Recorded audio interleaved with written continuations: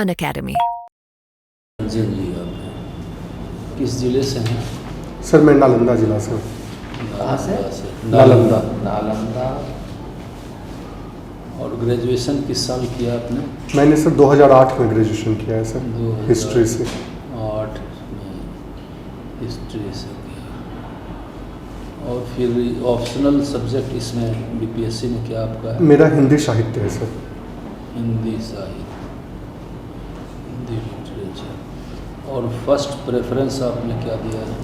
बिहार प्रशासनिक सेवा सर। बिहार और सेकेंड में? Second sir Bihar education service. और एजुकेशन। थर्ड में? थर्ड बिहार पुलिस सेवा। स्कूलिंग कहाँ हुआ आपका? स्कूलिंग सर मेरा फतुहा में हुआ है, हाई स्कूल फतुहा, पटना जिला। नालंदा से तो दूर है। यस सर, ये पटना से 25 किलोमीटर दूर है। फतुहा में होने का क्या वजह है? वहाँ कोई रहते थे क्या? यस सर, मैं अपने फूफा जी के यहाँ रहकर पढ़ाई किया था। फूफा जी के यहाँ। फूफा जी जॉब में है या किसान? हाँ, वो जॉब में थे उस समय, अभी रिटायर कर गए। अच्छा, किस विभाग में थे? वो food corporation of India, FCI में थे। तो आपका हिंदी ऑप्शनल पेपर है, हिस्ट्री से आपने किया है।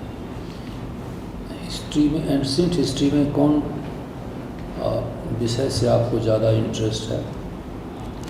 एंशिएंट इंडिया में? एंशिएंट इंडिया में सर मौर्य काल। मौर्य काल से आपका? Yes sir.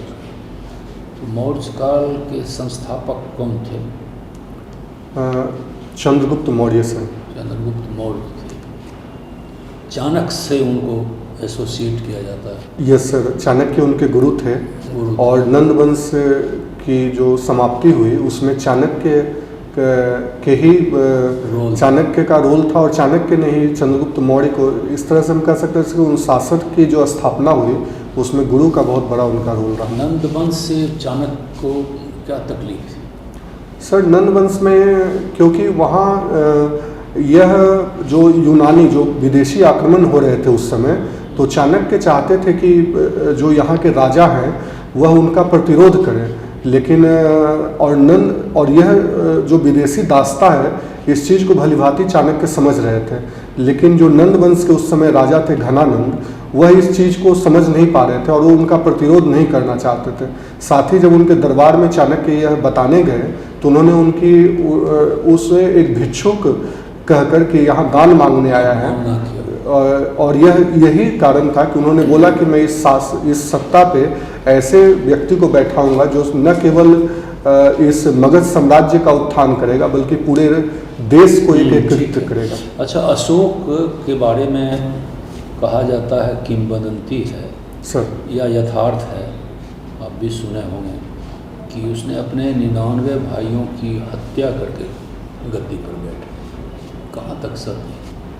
सर ये जो किंवदंती है ये तो मैंने भी सुना है, लेकिन सर इसमें कितनी सत्यता है इस पर मेरी पढ़ाई उतनी ज़्यादा नहीं है सर। नहीं चला है। और एक कुआं है यहाँ, यस सर। पटना में, पाटलिपुत्रा में अभी भी। Yes sir. वो कुआं को देखा है आपने? अगम कुआं। अगम कुआं। Yes sir. मैंने जैसा कुम्हरार में सर, जैसा मैंने सुना है। गए कभी देखे? यस सर, मैं मंदिर तो गया हूँ, पटन देवी शीतला माता का मंदिर है सर, वहीं पे वो कुआं है। तो अशोक को इतना बड़ा नाम उनका है, लेकिन यह भी कहा जाता है कि मौर्य साम्राज्य के पतन के लिए भी वे जवाबदेह थे। क्या राय है? सर इसका पतन का रूप में तो मैं नहीं इसको देखता हूँ। अच्छा। क्योंकि उन्होंने तो सर जो कलिंग युद्ध के बाद जो उन्होंने अपना साम्राज्य विस्तार को छोड़ दिया था, तो एक तरह से, और उसके बाद उन्होंने बौद्ध धर्म को अपनाया और बौद्ध धर्म की जो धम्म नीति है इसको लागू किया। तो मैं समझता हूँ सर कि उस समय तो जो भी राजा आते थे, या तो साम्राज्य, युद्ध में साम्राज्य आता था और जाता था, लेकिन अशोक ने अपनी नीति के द्वारा, धम्म नीति के द्वारा, उन्होंने साम्राज्य को न केवल संरक्षण दिया बल्कि साम्राज्य के अंदर एक सहयोग और की भी भावना का, उन्होंने भ्रातृत्व की भावना का विकास किया। तो मैं समझता हूँ कि यह तो उनके लिए सर यह किसी भी दृष्टि से वे जवाबदेह नहीं थे मौर्य साम्राज्य के पतन के लिए। सर जवाबदेह नहीं कहा जा सकता। मौर्य साम्राज्य के पतन के लिए तो सर मेरे आपके दृष्टिकोण अनुसार से उन्हें नहीं कहा जाना चाहिए। धर्म क्या चीज़ है? धर्म सर वो एक नीति है सर। धर्म है या धर्म से अलग है? सर धर्म जो है, यदि धर्म को धर्म के आचरण के रूप में हम देख सकते हैं। यदि धर्म है और वो आचरण में आ गया तो वो धर्म है। और धर्म में जो भी बातें अशोक के द्वारा कही गई वो एक नैतिकता रूप से थी। पशु का बलि नहीं देना है, धन का अपग्रह नहीं करना है। तो ये जो भी बातें कही जा रही थी वो साम्राज्य में सहयोग और एकता ही स्थापित करने के लिए की जा रही थी। हिंदी लिटरेचर में आपका ऑप्शनल सब्जेक्ट है सर। बिहार से कौन कौन हिंदी के विद्वान को आप जानते हैं? दो चार का नाम हमको गिनाइए। रामधारी सिंह दिनकर, नागार्जुन, उसके बाद सर फणीश्वर नाथ रेणु, और अभी वर्तमान में सर डॉक्टर अनामिका हैं सर, जो जिन्हें भी हाल में 2020 में साहित्य अकादमी अवार्ड भी मिला था। फणीश्वर नाथ रेणु जी किस लिए इतना नाम कमा सके? किस कृति पर? सर वो कोई रचना है जिस पर फिल्म भी बना है? सर मारे गए गुलफाम पे उनको, गुलफाम पे तीसरी कसम एक मूवी बनी है सर। तीसरी कसम? Yes sir. किताब का क्या नाम पता है? मारे गए गुलफाम। मारे गए गुलफाम। Yes sir. और उसके अलावे और कोई कृति उनकी है जो काफ़ी नाम कमाया? सर मैला आंचल कृति है सर, जो मुख्यतः आंचलिक उपन्यास की कैटेगरी में आती है। और इसी आंचलिक उपन्यास के कारण पढ़े हैं आप? मैंने सर बहुत ज़्यादा नहीं पढ़ा है, लेकिन आधा पढ़ा था उसको, पूरा तो नहीं मैं पढ़ पाया था। तो रेणु जी और प्रेमचंद जी उनकी रचना है सर, दोनों में कुछ आपको फर्क या समानता मिलती है? एक दो पॉइंट बता सकते हैं? सर समानता के स्तर पर देखा जाए तो दोनों जो हैं वो ग्रामीण परिवेश को इंगित करते हुए लिखते हैं। लेकिन यदि उसमें असमानता देखा जाए सर, तो इसको हम इस रूप में देख सकते हैं कि प्रेमचंद जब लिखते हैं कि जब वो विवरण देते हैं कि यह गांव, यह जिला, यह कोई भी गांव हो सकता है, तो मतलब प्रेमचंद का जो देखने का दृष्टिकोण है वह ऊपर से, ऊपरी स्तर से पूरे भारत को देखने का प्रयास कर रहे हैं। लेकिन जब फणीश्वरनाथ ज़्यादा व्यापक है, लेकिन जब फणीश्वरनाथ रेणु लिखते हैं और वो जोड़ देते हैं अपनी कथानक में कि यह पूर्णिया का मेरीगंज जगह है, और वो पूरी उसकी बाउंड्री, यानी वह जमीनी स्तर से देखने का प्रयास कर रहे हैं। तो यानी वह नीचे से भारत को, उस बिंदु से पूरे भारत को देखने का प्रयास किया जा रहा है, जबकि प्रेमचंद में भारत को ऊपर से। नागार्जुन अन्य विद्वानों, हिंदी के विद्वानों से कैसे भिन्न मानते हैं नागार्जुन को? सर नागार्जुन जो हैं उनकी रचना में सर आम जनजीवन जो है दिखता है, जो जमीन समाज का जो यथार्थ दृष्टिकोण दिखता है। जैसे उनकी यदि जब वो लिखते हैं कई दिनों तक चूल्हा रोया चक्की रही उदास, तो एकदम उग्र सतही स्तर पर जो कहना चाहते हैं वो स्पष्ट कहते हैं। अब थोड़ा बिहार के बारे में आप बताइए, प्रशासनिक चीज़ों के बारे में। बिहार स्टेट वीमेन आयोग के हेड कौन है, अध्यक्ष कौन? आरोग्या, एग्जैक्टली सर मैं नाम याद नहीं कर पा रहा हूँ। आरोग्या। Bihar state human rights commission के हेड कौन है? Sorry sir. National human rights commission. Justice Arun Mishra. National human rights commission sir justice Arun Mishra. और नेशनल वीमेन कमीशन की रेखा शर्मा। रेखा शर्मा। तो कुछ आगे लगाइएगा, श्रीमती या सॉरी सर, श्रीमती रेखा शर्मा। और बिहार के गवर्नर कौन है? श्री विनोद के, नहीं sir sorry, Shri Rajendra Arnolkar. Rajendra Arnolkar. Arnolkar. Yes sir. अच्छा, देख लीजिएगा। आरवेलकर सर। नहीं, उसको ठीक से बढ़िया से। गवर्नर का नाम जानना। Chief justice of Patna high court कौन? जस्टिस के विनोद चंद्रन। अभी लोकसभा चुनाव होना है सर। लोकसभा की कितनी सीटें हैं? 40 सीट है सर। वीमेन एमपी कितना है बिहार से वर्तमान में? कौन कौन? सर एग्जैक्टली नंबर याद नहीं आपको याद? नहीं, एक मुझे याद है सर, रंजना, जो श्रीमती रंजना जो हैं वो हैं, एग्जैक्ट नंबर कहाँ से है रंजना?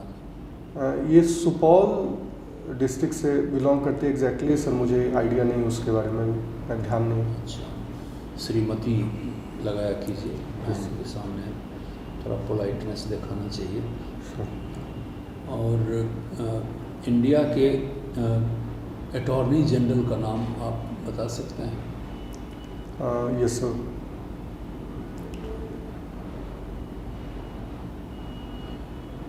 सॉरी सर, मैं रिकॉल नहीं कर रहा। सॉलिसिटर जनरल अभी वर्तमान में कौन है?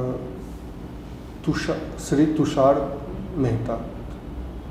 श्री तुषार मेहता। और एयरफोर्स के चीफ कौन है? Air chief marshal VR Chaudhary.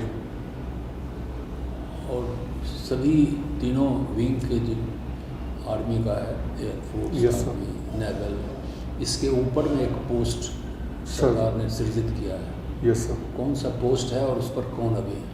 वो sir chief of defence staff है, CDS बोला जाता है। और अभी जनरल अनिल चौहान उसको अभी हैं उस पद पे। होम मिनिस्टर का नाम बता सकते हैं इंडिया का? Home minister Shri Amit Shah. अमित शाह बहुत कॉमन है। राजीव रंजन जी, आपकी हॉबी क्या है, मतलब sir, apart from studying and all? Sir मैं बैडमिंटन खेलना पसंद करता हूँ सर, और मैं डिबेट कॉम्पिटिशन में पार्टिसिपेट करता हूँ। अच्छा, मतलब आप बोलते अच्छा हैं, इसका अर्थ ये हुआ। अच्छा, Thank you, ठीक sir. है।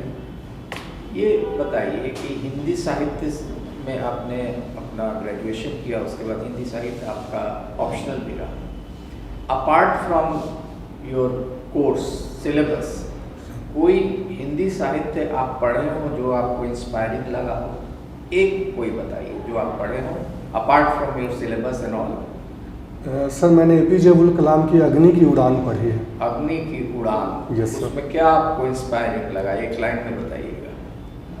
सर जब APJ अब्दुल कलाम हार जाते हैं, उसके बाद जो एक असफलताएं मिलती हैं, उसके बाद जो उन्हें प्रण किया है, वह सर ये अग्नि की उड़ान उसी की उड़ान है कि जब आदमी को लगता है कि सब कुछ खो चुके हैं तो उसके पास पाने के लिए बहुत कुछ है। और वो उनकी सर आगे की जीवनी में दिखती भी है, क्योंकि वो एस्पायर्ड थे कि एयरफोर्स के पायलट बनने के लिए, बट SSB ने उन्हें रिजेक्ट कर दिया था। अच्छा, ओके, गुड। मधुशाला सर ये किसका लिखा हुआ है? ये सर श्री हरिवंश राय बच्चन जी का लिखा हुआ। उस मधुशाला में सर क्या है उसका थीम? सर उसका हालावाद ऐसे उनकी रचना को बोला जाता है सर, लेकिन मुझे यदि कुछ पंक्तियों में कहें से कि एक राह तू पकड़ चला चल पा जाएगा मधुशाला, तो मुझे तो लगता है सर कि जीवन को लक्ष्य के रूप में एक दिखाया गया है और द्वंद्व को दिखाने का प्रयास किया गया, और उस द्वंद्व से जीत की वो है।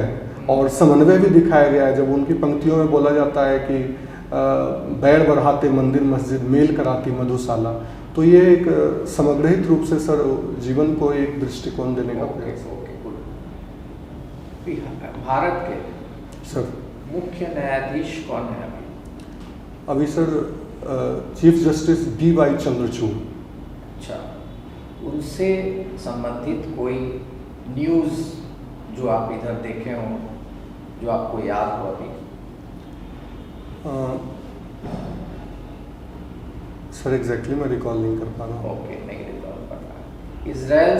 इजराइल में जो अभी युद्ध चल रहा है सर, तो उसमें भारत का रुख क्या है जो आ रहा है न्यूज़ में? सर भारत जो है इजराइल के साथ खड़ा है सर इस युद्ध में, और भारत ने कहा है कि आतंकवाद के अगेंस्ट कोई भी वार होगा तो उसमें भारत उनके साथ मजबूती के साथ खड़ा होगा। अच्छा, हमारे बिहार का इकोनॉमिक कंडीशन अभी क्या है? फास्ट ग्रोइंग है यहाँ का इकोनॉमी, स्लो ग्रोइंग है या क्या है आपके नज़र में? सर ग्रोइंग के स्टेज पर सर यदि 2020-21 का जो सर्वे आया है उसमें हम भारत के तीसरे ग्रोइंग स्टेट हैं, जहां हमारा विकास दर 10.37 था, जबकि 2023-24 में हमारा बजट जो टारगेट है वो 15.24% का है। अभी कितना है जीडीपी? अभी जीडीपी सर लगभग 2 लाख करोड़ के करीब का है। परसेंट में परसेंट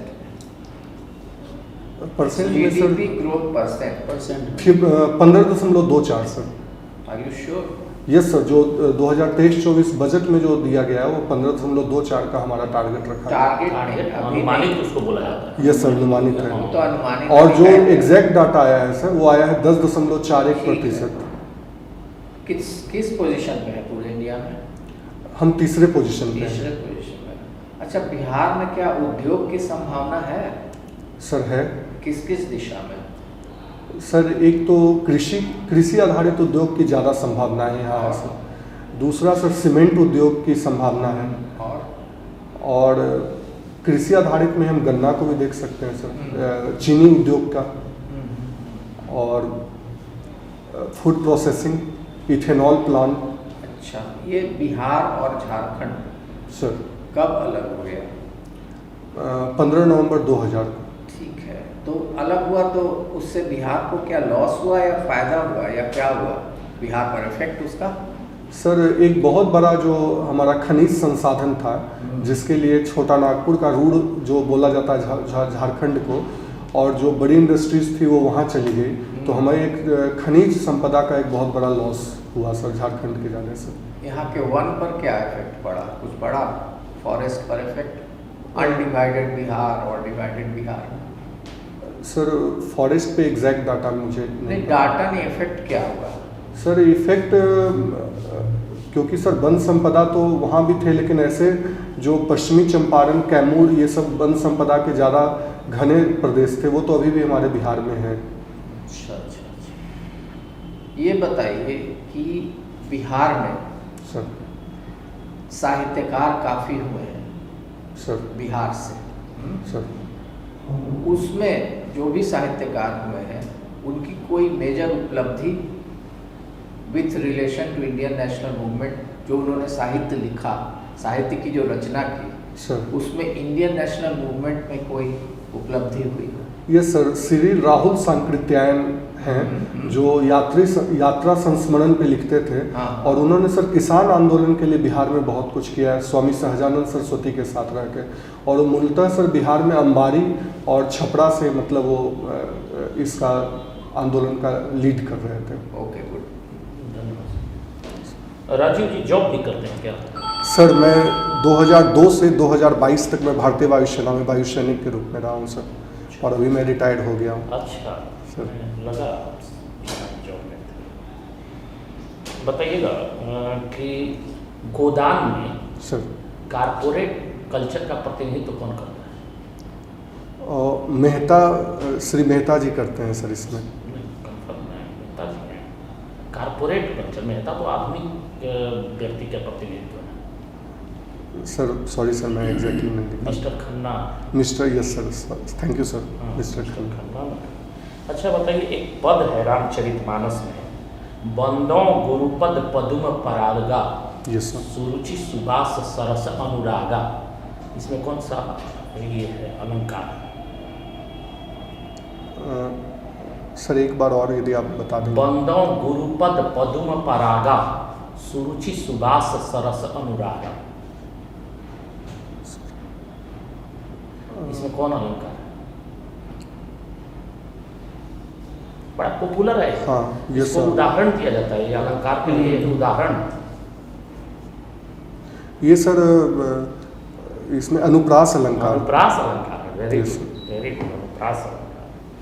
अच्छा बताइए, माननीय प्रधानमंत्री श्री मोदी जी ने जो हम लोग का ये बजट होता था लास्ट मंथ के लास्ट वीक में, फरवरी लास्ट Yes. वीक होता था, इसको 1 फरवरी कर दिया, ऐसा क्यों किया? सर 1 फरवरी करने के पीछे रीज़न तो सर मुझे नहीं एग्जैक्टली पता है। लेकिन अभी उन्होंने एक स्टैंडर्ड कर दिया था कि 1 फरवरी को होगा। ना क्यों, कुछ उसके पीछे कुछ कारण होगा ना। हाँ सर, इसके बारे में मुझे नहीं पता है सर, सॉरी बजट जो है मैक्सिमम 75 दिन में पारित होना चाहिए सर। और चूंकि हमारा फाइनेंशियल ईयर 1 अप्रैल से शुरू होता है तो लेट हो जाता था। Okay okay, yes sir, thank you sir, thanks. अच्छा बताइए, चंद्रयान किस दिन छोड़ा गया था? सर ये 14 जुलाई को, हैं? 14 जुलाई 2023 को किस सर, दिन पहुंचा? 23 अगस्त 2023 सर। अच्छा, ये आदित्य L1 में L1 क्या है? लैंग्रिस वर्ड यूज किया होता है सर, जो सोलर का हम लैंग्रिस पॉइंट पे ही हम अध्ययन करेंगे सोलर तो वो कितना होता है पृथ्वी के सतह से? 36,000 किलोमीटर। नहीं, सॉरी, 36,000 ये तो हमारा व्यास होता है, सॉरी सर, नहीं मुझे पता।